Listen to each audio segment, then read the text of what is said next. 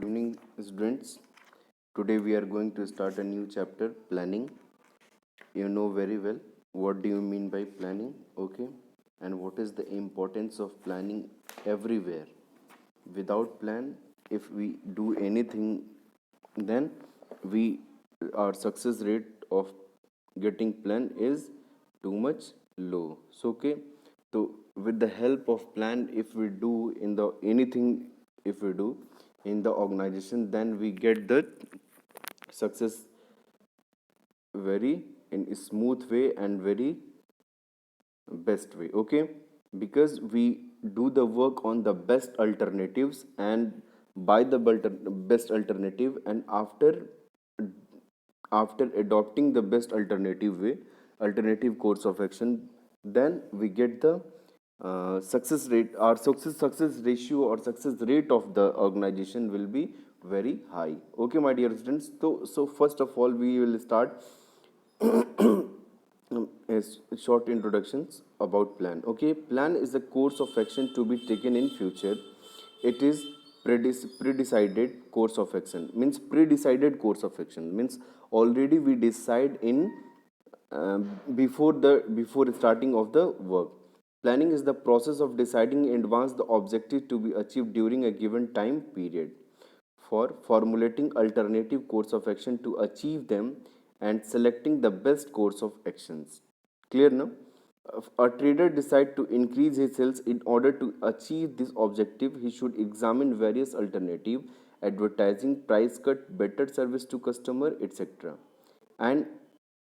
and choose the most appropriate course of action and select the most appropriate course of actions. Okay ना? Means एक trader अगर sales को बढ़ाना चाहता है तो वो कौन से पॉइंट पे ज़्यादा काम करेगा कि उसके सेल्स में इंक्रीमेंट हो. तो ये आप इस तरीके से फोर्स जो प्लान करके कोई काम करेगा तो डेफिनेटली उसके सेल्स में, उसके टर्नओवर में इंक्रीमेंट होगा. Clear my dear students? तो अभी आप देख रहे हैं प्लानिंग जो बेसिकली है, what is to be done, what to be done, how it is to be done, कैसे किया जाना है, व्हेन इट इज बी, कब किया जाना है, और व्हेन इट बी, कब किया जाना है. ठीक है ना? इन चारों को, ये जो मिक्सर है वो क्या है, वो बेस्ट अल्टरनेटिव है, वो क्या है, प्लानिंग है. क्लियर ना? तो इस चीज़ को हम लोग को ध्यान में रखना है. ओके, कुछ अच्छे डेफिनेशंस दिए हुए हैं, आप देख सकते हैं. Planning is a thinking process that organize foresight the vision based on the experiences that is required for intelligent actions. ठीक है ना? तो इस तरीके से आप इसको याद कर सकते हैं. अब देखिए फीचर्स ऑफ प्लानिंग क्या है. Planning is a goal oriented, means anything, for anything we plan. तो first of all we determine our goal. What is the goal of the concern, what is the goal of the organization, what is the goal of the particular work. If anything we are going to do, then first of all we set our objective, and then we start for we plan for particular work. So मतलब कहने का मतलब ये है कि हम सबसे पहले किसी चीज़ के लिए क्या बनाते हैं, planning is a goal oriented. हम उसको, मेरा गोल डिसाइड होना चाहिए कि जिस चीज़ के लिए भी हम प्लान कर रहे हो वो उसका गोल एक डिसाइड हो. मुझे सेल्स बढ़ानी है तो सेल्स बढ़ानी है, गोल डिसाइड है. मुझे सेल्स बढ़ानी है मतलब प्रॉफिट बढ़ानी है. तो हम किन किन पॉइंट्स पे काम करेंगे तो हमारा सेल्स बढ़ेगा. इस तरीके से अगर हम काम करेंगे तो फिर बहुत अच्छे से हम चीज़ों को हैंडल कर पाएंगे. Second is planning is a future oriented. Planning is future oriented. Definitely हम फ्यूचर प्रोस्पेक्ट को लेके चलते हैं. प्रेजेंट और पास्ट के बेसिस पे हम फ्यूचर का डिसीजन मेकिंग करते हैं. ठीक है ना? तो इस तरीके से जो हम प्लानिंग करते हैं फ्यूचर ओरिएंटेड होती है. ठीक है ना? Third, planning is an intellectual process. Intellectual process का मतलब क्या होता है, मतलब एक बुद्धि का काम है. बहुत इसमें इंटेलिजेंसी लगती है, एक मेंटल एक्सरसाइज होता है, इन्वॉल्विंग क्रिएटिव थिंकिंग्स होती है एंड इमेजिनेशंस होते हैं. ठीक है ना? A manager can prepare sound plans only when he has systematic thinking. It requires a conscious determining of course of action on the basis of goals, facts, and considered estimates. Both creativity and analysis are required in identifying opportunity and concentrates. तो इस तरीके से it's intellectual process. Planning is a primary function. सबसे पहले हमको किसी चीज़ के लिए क्या करना पड़ता है, प्लानिंग करना पड़ता है. तो इसलिए बहुत ही प्लानिंग एक प्राइमरी फंक्शन होता है. Next, planning is a pervasive. सारे all type of organisations we have to do planning. Means if the big organisation, if the lower smaller organisations, अगर छोटा है ऑर्गेनाइजेशन तब भी हमको करना पड़ता है, बड़ा है तब भी करना पड़ता है, मिडिल लेवल पे भी करना पड़ता है। तो हर तरीके के टॉप मैनेजमेंट में, हर तरीके के ऑर्गेनाइजेशंस में हमको क्या करना है, प्लानिंग की ज़रूरत पड़ती है। Planning as a continuous process, definitely planning क्या है, कॉन्टिन्यूअस प्रोसेस है, एक बार करके छोड़ना नहीं, बार बार हमको करना पड़ता है। इन्वॉल्व चॉइस मीन्स हम we select the best alternative course of actions, means बहुत सारे प्लान होते हैं, बहुत सारी चीज़ें होती हैं और उनमें से हम क्या सबसे बेस्ट अल्टरनेटिव सेलेक्ट करते हैं और फिर हम क्या करते हैं, उसको प्रोसीड करते हैं। प्लानिंग एम्स एट एफिशिएंसी, ये डेफिनेटली ये एफिशिएंसी को बढ़ाता है। अगर हम प्लान वे में कोई काम करते हैं तो बहुत ईजिली चीज़ों को हम गेन कर पाते हैं और फिर हमारी जो एफिशिएंसी रेट है वो भी बढ़ जाती है। तो इस तरीके से these all are the features of planning. अब हम देखेंगे क्या importance of planning. Focus attention on objective, definitely पहला जो इम्पोर्टेंस है, हम अपने गोल को, अपने एम्स को, अपने ऑब्जेक्टिव को ध्यान में रखते हैं और उसी के हिसाब से हम करते हैं। Planning makes the goals clear and this is because the objective और goals to be achieve are decided better plans और planning focusing managerial attention on the purpose for which various act to be undertaken. Clear ना? The objective so decided serve as guide for deciding how should be taken, ठीक है ना?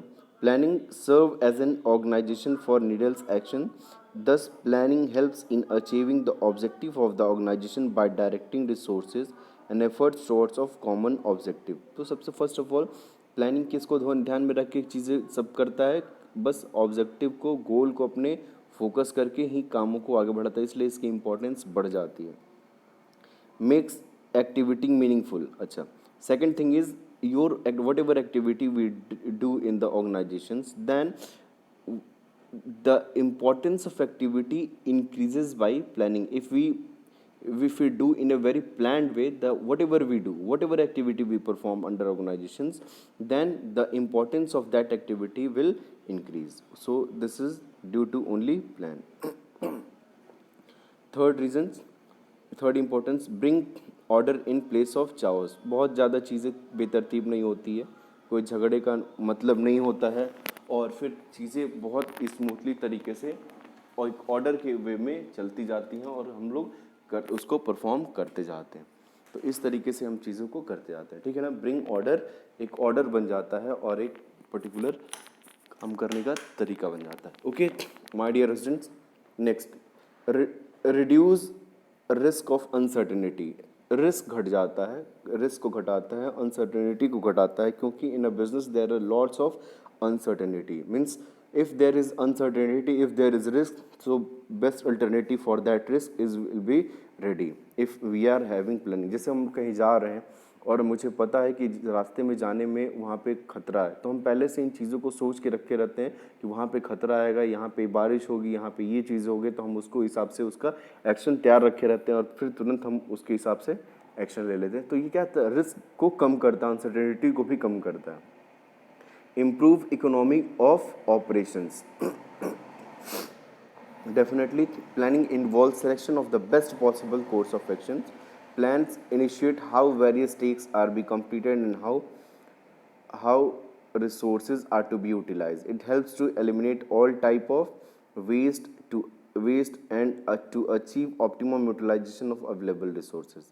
Planned action is always better than unplanned actions. Okay ना? तो इस तरीके से क्या है, इम्प्रूव इकोनॉमी ऑफ ऑपरेशंस को बढ़ाता है। Next is provides basis for control. Control मतलब ज़्यादा से ज़्यादा कंट्रोल चीज़ें होती हैं, आपके नियंत्रण में होती हैं और फिर आप उसके हिसाब से करेक्टिव मेजर एक्शंस ले पाते हो, उसको आप इवेल्युएट कर लेते हो, चीज़ें आपके बियॉन्ड के बाहर नहीं जाती हैं। तो planning provide the standard against which the actual performance can be measured and evaluated। A comparison of performance with the planned result helps to identify the deviations and to take corrective steps to the event conforms to plan। Clear ना? अभी मैंने बताया कि आप corrective major actions आप ले पाते हो। Promotes innovations and creativity. Definitely planning क्या करता है, नए नए टाइप के रिसर्च, नए नए टाइप के इनोवेशंस, नए नए टाइप के न्यू टाइप ऑफ क्रिएशंस क्या करता है, फोकस करता है कि ज़्यादा से ज़्यादा जो प्रोडक्शन की कॉस्ट हो वो कम हो और ज़्यादा से ज़्यादा टेक्नोलॉजी अपग्रेडेशन में हो, ज़्यादा से ज़्यादा इनोवेटिव आइडियाज़ आएँ और हम उसको बहुत ईजिली चीज़ों को कर पाएँ। Next, facilitate decision making. Facilitate decision making means decision making को फैसिलिटेट करता है और ज़्यादा अच्छा बनाता है और एक्शन ओरिएंटेड हो जाता है। Alternative course of action, evaluating them to selecting the best course of action under planning. Targets are laid down. With the help of these targets, managers can better evaluate alternative course of action and select the best alternative. So decision making क्या होती है, facilitate हो जाती है, helps in the coordination. Definitely सारे planning जब हम करते हैं तो सारे जो हमारे POSD CRB है उनके सबके बीच एक कोऑर्डिनेशन मेंटेन रहता है और उसके हिसाब से हम काम को करते चलते हैं। Next, limitation of planning. Limitations means कमियां, क्या क्या प्लानिंग में कमियां हैं। सबसे पहले कॉस्टली प्रोसीजर है। Definitely it's a costly process क्योंकि हमें एक्सपर्ट बैठाने पड़ते हैं और वो एक्सपर्ट उसके अकॉर्डिंग वो डिसीजन मेकिंग लेते हैं, तो we have to bear all the expenses regarding of the plan. Second is in time consuming. It's too much time consuming because it take too much time. Because in the planning it will take time. If we have plan, then means we need to spend more and more time for the best alternative course of action, for the best result, for the best alternative. Okay, rigidity, yes, planning में कभी होता है कि नहीं हम इस चीज़ को follow करेंगे, मतलब कठोरता, तो ये चीज़ नहीं होनी चाहिए। प्लानिंग शुड बी फ्लेक्सिबिलिटी होनी चाहिए, लेकिन ये क्या है, रिजिडिटी होती है कि हमें इस चीज़ को करेंगे तभी ये काम कर पाएंगे, तो एक रिजिडिटी होती है और ये भी इसकी बहुत ज़्यादा लिमिटेशन है। लैक ऑफ एक्यूरेसी कई बार होता है, प्लानिंग सक्सेस नहीं हो पाते हैं और जो मतलब सही होने के चांसेस होते हैं वो कम हो जाते हैं। सो इस तरीके से एक लैक ऑफ एक्यूरेसी भी इसमें इसकी लिमिटेशन है बहुत बड़े। False sense of security. Detail planning में create a feelings among employees that everything has been taken care of. मतलब हर चीज़ों को ध्यान रखने की बहुत ज़रूरत पड़ती है डिटेल प्लानिंग के हिसाब से। They may consider work as per plans as fully satisfactory, ठीक है ना। this they may fail to improve a performance and may confine themselves to fulfill requirement of plan following a predetermined course of action in a dynamic prevent environment might be risky and unprofitable, ठीक है ना। Psychological barrier होता है, एक मानसिक tension होता है कि अरे यार ये चीज़ें करनी है, एक मतलब एक तरीके से बोझ टाइप का फील होता है, तो साइकोलॉजिकल बैरियर, मानसिक बाधा। External limitations, change in business environment. बहुत सारे तरीके के बिजनेस एनवायरनमेंट सेम नहीं होता है, इंटरनली और एक्सटर्नली चेंजेस होते रहते हैं, तो इस कारण से भी एक एक्सटर्नल लिमिटेशन होता है और मेरा प्लान उसमें मैच नहीं करता है, तो फिर हमें बहुत सारे प्रॉब्लम्स का सामना करना पड़ता है। Human elements, definitely in planning the human elements are involved. Various groups, various individuals may use planning to serve their own interest.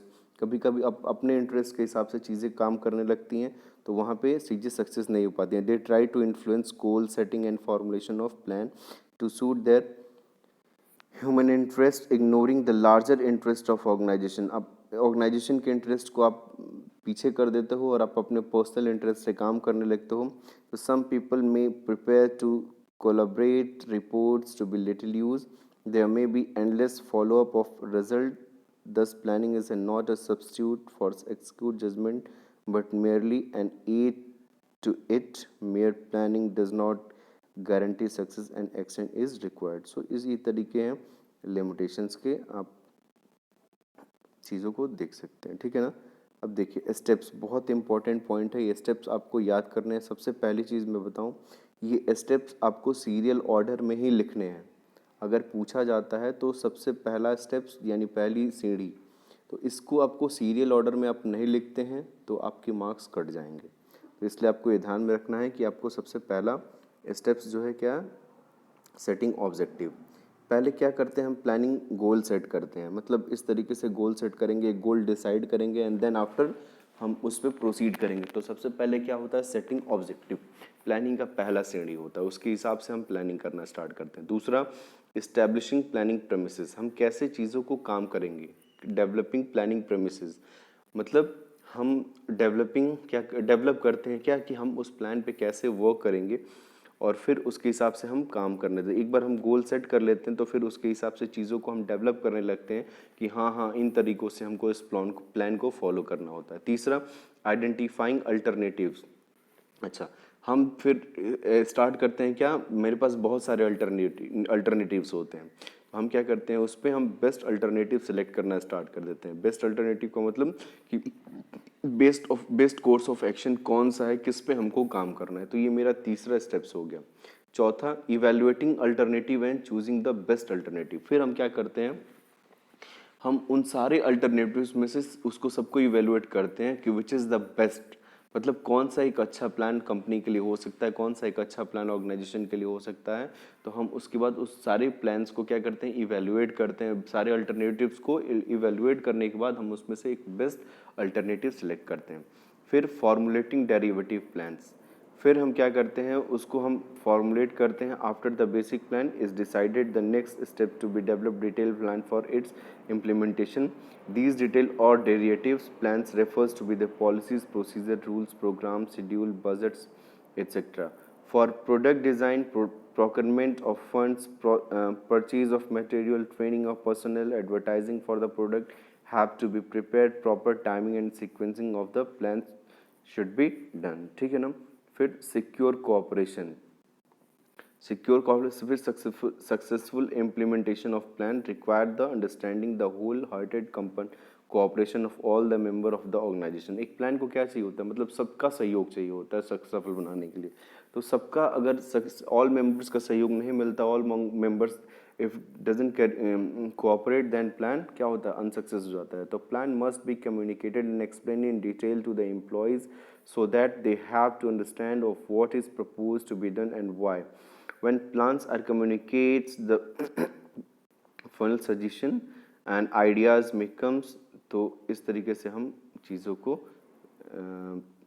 Secure करके चलते हैं और फिर सबका पार्टिसिपेशन करके हम एक बेस्ट